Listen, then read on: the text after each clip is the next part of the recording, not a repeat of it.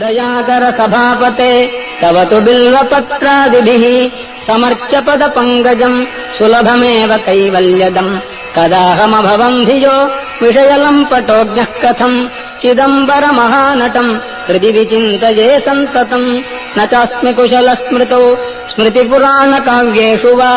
कलासु विविधासु वा परिचितोऽस्म्यहम् नैव भोः कथम् नु मयि भूभुजा भवतु हर्षपूरस्वतः चिदम्बरमहानटम् हृदि विचिन्तये त्वामहम् नटेश सुरपूजितम् तव तु कुञ्चिताङ्घ्रिम् जनाः विचिन्त्य सकलेप्सितम् समुपयन्ति भक्ता न किम् कथम् नु विषयोन्मुखः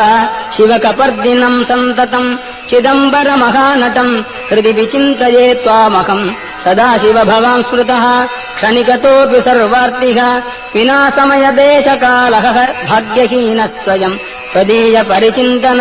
रहितनष्टजन्मा सदा चिदम्बरमहानटम् हृदि विचिन्तये त्वामहम् त्वमेव जनको मम त्वमसि मे प्रसूरुन्मनाः त्वमेव सुहृदुत्तमः।